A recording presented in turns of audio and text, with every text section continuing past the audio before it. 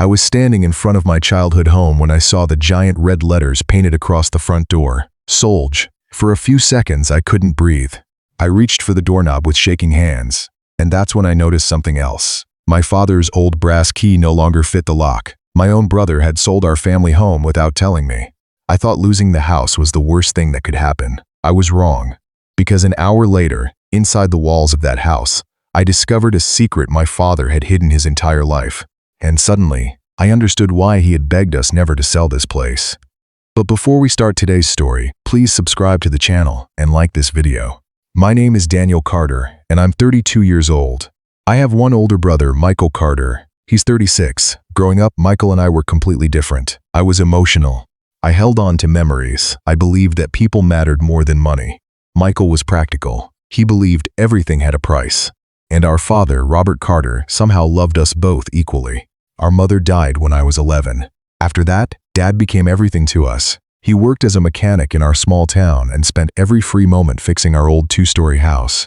That house wasn't fancy. The paint peeled every few years. The wooden floors creaked. The roof leaked whenever it rained too hard. But it was home. Dad used to tell us something strange. No matter what happens, boys, promise me you'll never sell this house. At the time, it sounded silly. I thought maybe he was simply sentimental. Every birthday and every Christmas, he repeated the same thing. Never sell this house. Michael always rolled his eyes. I usually laughed. Neither of us understood. Then Dad died. A heart attack. Just like that. One morning he was drinking coffee. An hour later he was gone. I still remember standing in the hospital hallway, unable to accept it. The strongest man I'd ever known was suddenly gone forever. The funeral was difficult, but what surprised me was Michael's behavior. He hardly cried. He was calm, too calm. A week later he called me. We need to discuss the house. I looked at him. What about it? We should sell it. I stared at him. Dad had been buried only 7 days earlier. Are you serious? He sighed. The place needs repairs. It's old. The property value is high right now. Selling is the smart thing. Dad didn't want us to sell. Dad is gone. The words hit me like a punch. I got angry. We're keeping the house. Michael rubbed his forehead. You always think with your emotions, and you never think with your heart. We argued for hours. Eventually, he said we could wait. I thought the matter was settled.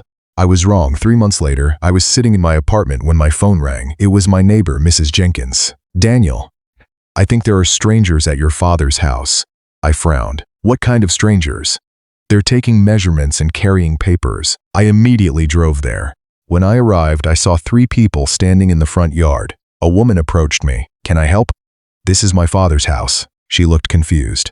Actually, my husband and I just bought it. I felt cold. What? We signed the papers yesterday. I couldn't speak. Then I saw Michael walking out of the house. He froze. I walked toward him. You sold it? He looked uncomfortable. I was going to tell you. You already sold it. We both inherited the house. You needed my signature. He looked away.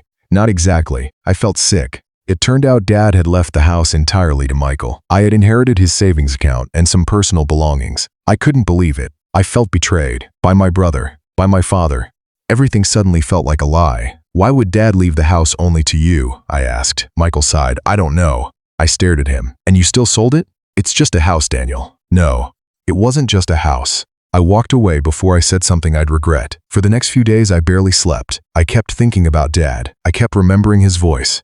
Promise me you'll never sell this house. Why would he say that? And why had he left it only to Michael? Nothing made sense. A week later, I made a decision. I would visit the house one last time. I needed to say goodbye. The new owners had not moved in yet. I parked outside and stared at the place. Memories flooded my mind. Dad teaching me how to ride a bicycle. Mom planting flowers in the front yard. Michael and I building snowmen. I almost turned around. Instead, I walked to the porch. Surprisingly, the front door was unlocked. Inside, the house smelled exactly the same. Dust, old wood, coffee. I slowly walked through each room. I touched the kitchen table. I sat on the staircase. I even visited my old bedroom. Then I heard something. Knock. I froze. Knock. It sounded like something inside the wall. I frowned. Knock. The sound came again. I followed it downstairs. The basement. Dad spent hours down there. He never let us touch his tools. I switched on the light. Nothing. Then I heard it again. Knock. I looked toward the far wall. A metal shelf stood against it. I moved the shelf slightly. There it was. A tiny wooden door hidden inside the wall. I had lived here for 26 years. I had never seen it before. There was a lock, and hanging from the lock was an old brass key. The exact same key Dad always carried on his keychain. My hand started shaking. I unlocked the door. Inside was a narrow room, no bigger than a closet. There was a chair, a small table, and a metal box. On top of the box sat an envelope. Written on it were 4 words, "For Daniel." Not Michael. I couldn't move. Dad had left something specifically for me.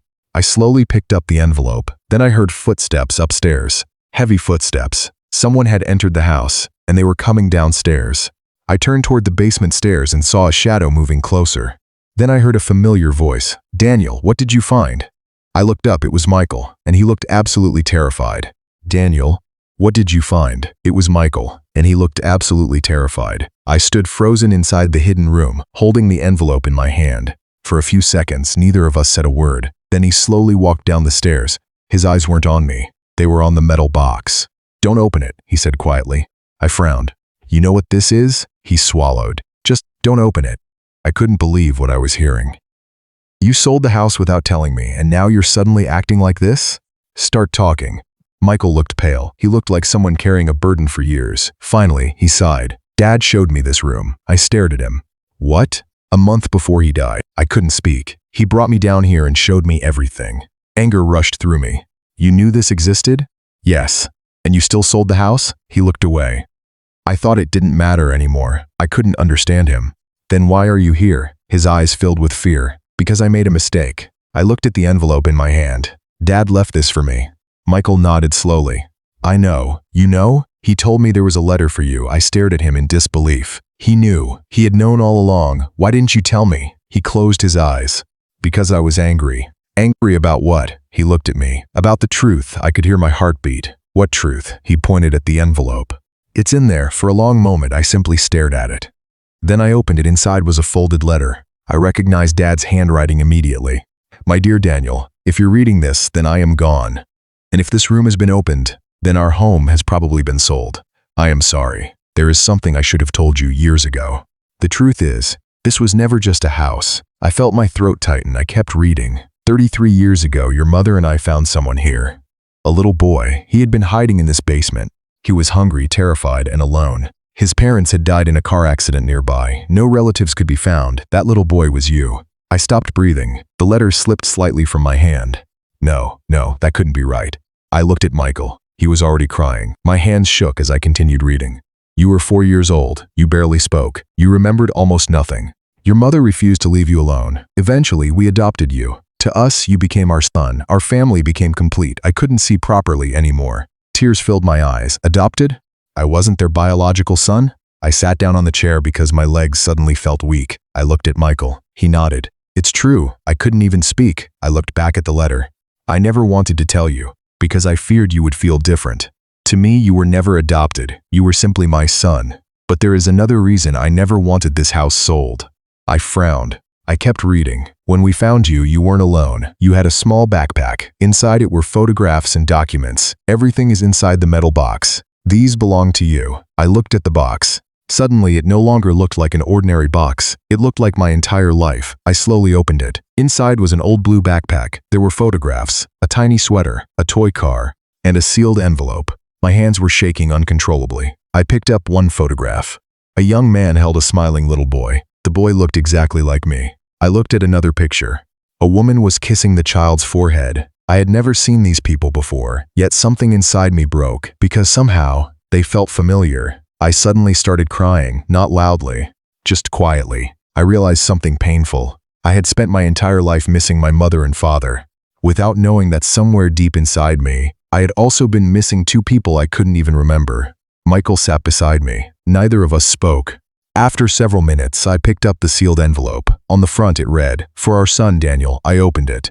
Inside was another letter. "My dear son, if you are reading this, then we are gone. There is something we want you to know. No matter where life takes you, never think you were abandoned. We loved you. Every single day." I covered my mouth. Tears rolled down my face. The letter continued. "We are leaving to meet your grandparents tonight. We should be back by morning. If anything ever happens to us, remember one thing. Home is never a place. Home is the people who love you." I couldn't continue. I broke down completely. Because those words, they had somehow reached me 33 years later. I cried harder than I had cried when Dad died. Michael suddenly put his hand on my shoulder. "I'm sorry." I looked at him. "I hated you." He was crying too. I hated that Dad trusted you with all this and not me. I frowned. He trusted you too. Michael shook his head. No. He trusted you with his biggest secret. I said nothing. He wiped his eyes. I was jealous. I thought Dad loved you more than me. I couldn't believe it. My entire life, I had thought Michael was the favorite child, and he had thought exactly the same thing about me. He looked at the floor. When Dad died, I was angry. That's why I sold the house. Even though he begged us not to, he nodded. I wanted to prove that nothing in this house mattered. His voice cracked. But I was wrong. For a long moment, neither of us spoke. Then he looked at me.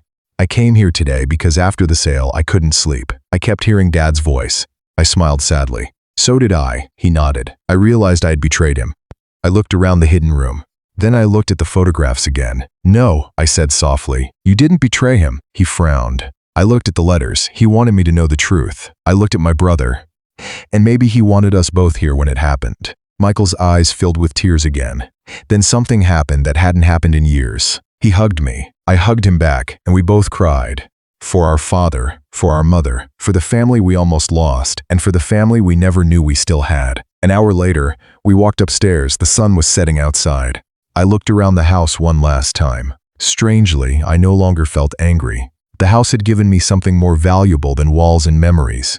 It had given me the truth. A few days later, Michael contacted the new owners. By some miracle, they hadn't moved in yet. He offered to buy the house back. We used part of Dad's savings and some of our own money. 3 weeks later, our family home belonged to us again. We repaired the roof, we painted the walls, and we kept the hidden room exactly as it was. The photographs stayed there. The letters stayed there. Everything stayed there. Sometimes I sit in that little room and think about the strange way life works. I lost one family when I was 4 years old. Then I was given another family, and I almost lost that one too because of secrets, anger, and misunderstandings. Today, Michael and I are closer than we have ever been. Every Sunday, we have dinner in that old house. And before leaving, we always stop in the basement. Neither of us says much. We don't need to. Because now we finally understand why Dad never wanted the house sold.